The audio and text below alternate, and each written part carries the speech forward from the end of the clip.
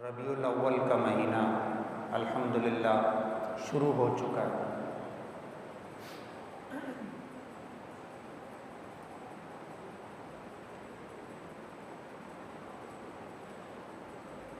इस महीने में हुज़ूर अकरम सल्लल्लाहु अलैहि वसल्लम की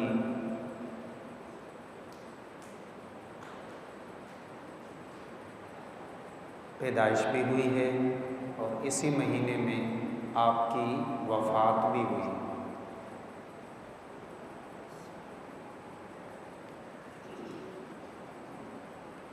रबी अरबी का लफ्ज़ है, बहार के माने। जैसे हमारे यहाँ बहार मौसम, अरबी में बहार को रबी कहते हैं।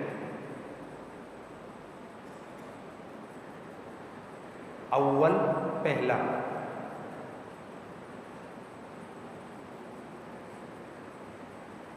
दो महीने होते थे अरब के बहार के, एक को रबीउल अव्वल कहते थे, एक को रबीउल सानी कहते थे।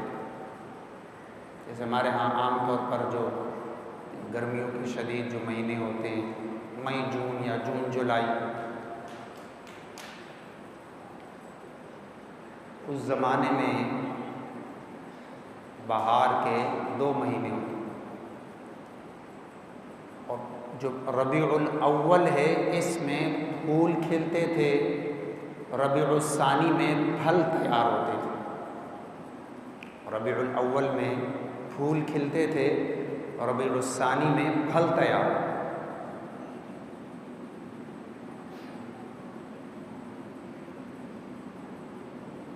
जिस दौर में महीनों के नाम रखे गए, जैसे जब नाम रखे जा रहे थे साल के 12 महीने और पहला महीना मुहर्रम, दूसरा सफ़र, तीसरा रबीउल अव्वल,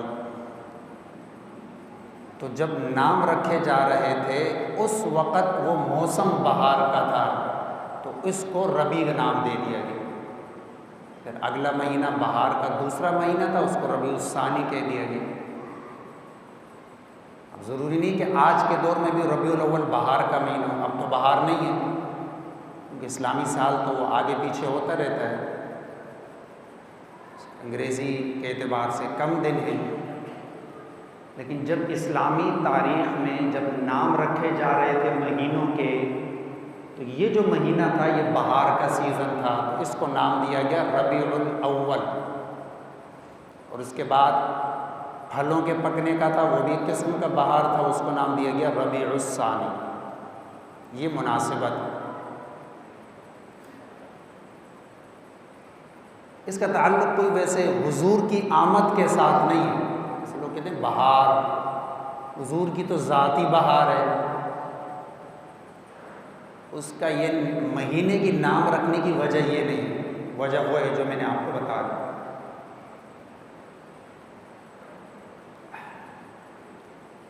तो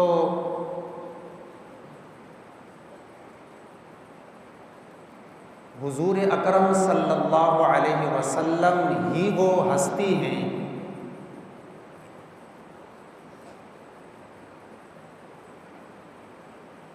कि अल्लाह रब्बुल इज़्ज़त ने आपकी वजह से इस आखिरी उम्मत तक और आपके ज़रिए से इस आखिरी उम्मत तक अल्लाह ने दीन पहुँचाया। यानी मकसद ये है कि आप देखें ना कि भाई अल्लाह का कुरान हम तक पहुँचा तो इस नबी के ज़रिए से पहुँचा। और सिर्फ कुरान की बात नहीं है, अल्लाह का दीन, अल्लाह के अहकामात। और फिर इससे हटकर आप देखें कि जन्नत की तफसीलात, जहन्नम की होलनाकियाँ, कब्र के अहवाल, बरज़ख के अहवाल, आराफ, जन्नतुल फिरदौस, यानी ये तमाम अजायबात दुनिया जो हमारी नज़रों से पोशीदा है, उन सब चीज़ों का जो इल्म हम तक पहुंचा वो हुजूर के ज़रिए से पहुंचा।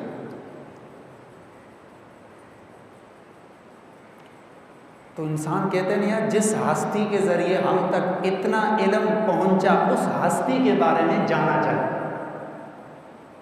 उस हस्ती की मारिफत हासिल की जाए, उस हस्ती की सीरत का, उसकी सूरत का, उसके किरदार का, उसकी ज़िंदगी का मुताला किया जाए, उसके अहवाल हमारे सामने हैं।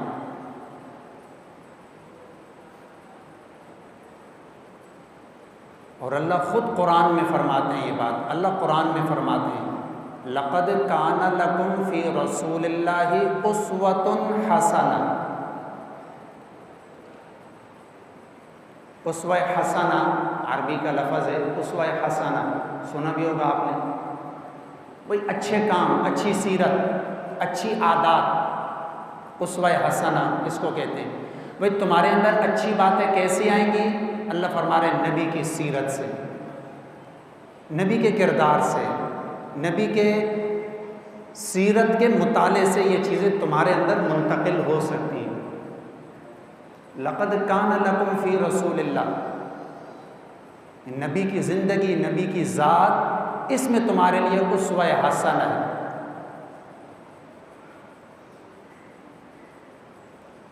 फरमाते इन्नका लअला खुलुक़िन अज़ीम। अल्लाह कुरान में फरमा रहे, अल्लाह फरमा रहे नबी के बारे में, इन्नका लअला खुलुक़िन अज़ीम। ए नबी, आप अखलाक के आला मर्तबे पर फाइज हैं। आप अखलाक के आला मर्तबे पर फाइज हैं। ये अल्लाह कुरान में फरमा रहे नबी के बारे में। हुजूर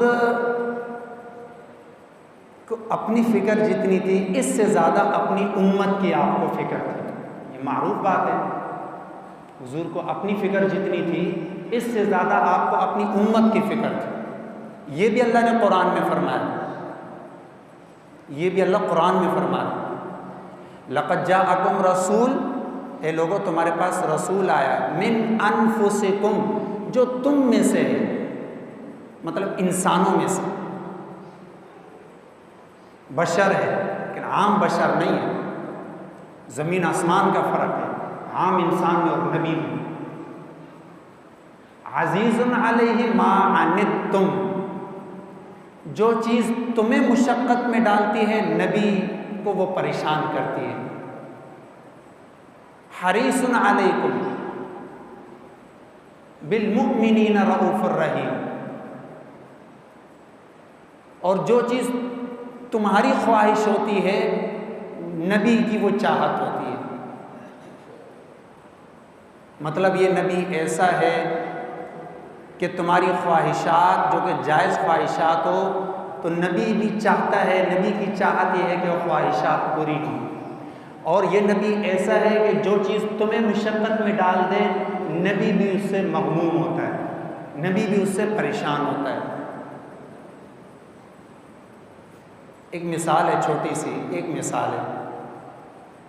नबी अलैहिस्सलातु वस्सलाम ने एक मरतबा फरमाया कि भाई बीमारी जो है, बीमारी, बुखार, बीमारी, कोई भी बीमारी, ये जब आ जाए किसी को तो ये इस एतबार से अच्छी है कि इसकी वजह से अल्लाह रब्बुल इज़्ज़त गुनाह मिटा देते हैं। और आपने फरमाया कि गुनाह ऐसे जड़ते हैं जैसे ख़ज़ां के मौसम में दरख्तों के पत्ते झड़ जाते हैं। अगर आदमी साबिर और शाकिर बने, इस्तिकामत दिखाए, नाशुक्र के कलिमात मुँह में न लाए, तो बीमारी मोमिन के लिए ऐसे है कि उसके गुनाह ऐसे झड़ जाते हैं जैसे ख़ज़ां के मौसम में दरख्तों के पत्ते झड़ते हैं। हज़रत अबू हुरैरा बीमार हो गए एक मरतबा शदीद। आप सल्लल्लाहु अलैहि वसल्लम उसकी ज़ियारत के लिए गए, इयादत के लिए गए। कहा अबू हुरैरा क्या बात है, तुम इतने बीमार हो गए और कमज़ोर भी हो गए। कहा या रसूलल्लाह, आपने बीमारी की फ़जीलत बयान की तो मैंने अल्लाह से दुआ मांग ली, या अल्लाह मुझे बीमारी दे दे, मुझे बुखार में मुब्तला कर दे, गुनाह जड़ते। नबी अलैहिस्सलातु वस्सलाम ने फरमाया, अबू हुरैरा मैंने बीमारी के फ़ज़ाइल बताए थे, ये नहीं बताया था कि अल्लाह से बीमारी मांगो, अल्लाह से आफ़ियत मांगो। मकसद ये था कि बीमारी आ जाए तो उसके फ़ज़ाइल ये हैं, उससे परेशान ना हो, बेसब्री ना दिखाओ, उसके फ़ज़ाइल हैं अगर सब्र इस्तिक़ामत। तो ऐसा नबी जो उम्मत के लिए ऐसा शफ़ीक़ है, जो उम्मत के लिए ऐसी फ़िक्र रखने वाला है, उस नबी के किरदार के बारे में, उस नबी की सीरत के बारे में, उस नबी के अखलाक के बारे में, उस नबी की ज़िंदगी के बारे में जानना, ये हमारी ज़िंदगी का एक लाज़मी जुज़्व होना चाहिए। हकीकत है आजकल हम इन चीज़ों से दूर होते जा रहे हैं, दुनियावी मशागिल में हम ज़्यादा लगते जा रहे हैं। अपने नबी की सीरत का मुताला करना, देखें इससे दो चीज़ें हासिल होंगी, दो फ़ायदे आपको हासिल होंगे, दो फ़ायदे हासिल होंगे। एक तो यह कि नबी की मोहब्बत, ज़ाहिर बात है कि जितना आप सुनेंगे, पढ़ेंगे, स्टडी करेंगे, मुताला करेंगे, मोहब्बत का जज्बा वैसे भी है और बढ़ेगा। नबी की बातें ही ऐसी हैं, नबी का किरदार ही ऐसा है, जब उसके बारे में आप जानना चाहेंगे, पढ़ेंगे, मुताला करेंगे तो मोहब्बत बढ़ेगी। और हदीस में अल-मर्उ मअ मन अहब्बा, जिसके साथ जितनी मोहब्बत होगी आखिरत में वो उसी के साथ उसका अंजाम होगा। आमाल की बराबरी ज़रूरी नहीं है, ईमान होना चाहिए। जिस हस्ती के साथ आपकी मोहब्बत होगी अल्लाह अंजाम भी उसी के साथ करेंगे आखिरत। नबी के साथ मोहब्बत है, ईमान वालों का आखिरत का ताल्लुक़, आखिरत का अंजाम भी नबी के साथ होगा। दूसरा फ़ायदा क्या होगा? अमल का जज्बा पैदा होता है। जितना नबी के बारे में आदमी जानता है, जितना मुताला करता है, जितना पढ़ता है, जितना सुनता है, तो जज्बा और शौक़ पैदा होता है कि ये चीज़ मेरे अमल में आ जाए, ये काम मैं करूं, ये चीज़ मेरे अमल में आ जाए। जैसे दुनिया में आप देखें, जैसे ट्रेंड चल रहा होता है तो हमारे नौजवान वो चीज़ अपने अंदर लाने की कोशिश करते हैं। दुनियादारों का, चाहे कोई अदाकार हो, चाहे कोई क्रिकेटर हो, कोई ट्रेंड चल रहा हो, कोई फैशन चल रहा हो, तो नौजवान क्या है, उस चीज़ को अपने अंदर लाने की कोशिश करते हैं। मुसलमान का काम यह है कि नबी की सीरत का, ज़िंदगी का मुताला करे, फिर उस चीज़ को अपने अंदर लेकर आए।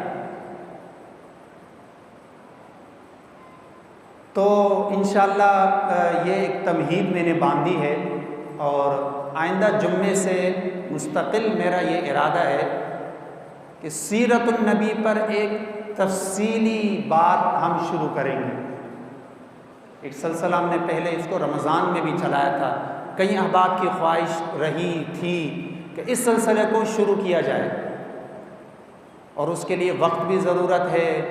और मेरी ख्वाहिश है कि आप लोग जो है वो वक्त से जुम्मे की तैयारी करके, अगर 1 बजे अज़ान होती है तो 1:15 बजे आप लोग यहाँ आ जाएं, साथ ही आ जाएं। हम 1:15 बजे बात शुरू करें, 1:40 तक का वक्त होता है हमारे पास। हम वैसे रोज़ाना वक्त ऊपर ज़्यादा ले लेते हैं, इसके लिए हम आपसे माज़रत ख्वाह भी हैं। कम से कम हर जुम्मे 20-25 मिनट हम सीरत पर बात करें। और ये एक रबीउल अव्वल के महीने के साथ ख़ास नहीं होगा, हम एक तफसीली सिलसिला इसको, अल्लाह ने ज़िंदगी रखी, हिम्मत और इस्तिक़ामत रही, आपका ज़ौक़ रहा, तो ये सिलसिला हम एक तवील चलाएँगे सीरत के मौजू पर। क़ब्लन नबुव्वा और बादन नबुव्वा, नबूवत से पहले के अहवाल, नबूवत के बाद के अहवाल, तफसील के साथ हम इसको इंशाअल्लाह बयान करेंगे। जब तक ये सिलसिला चलता रहा, अल्लाह इस्तिक़ामत की तौफ़ीक़ हम सबको अता फ़रमाए। वमा अलैना इल्ला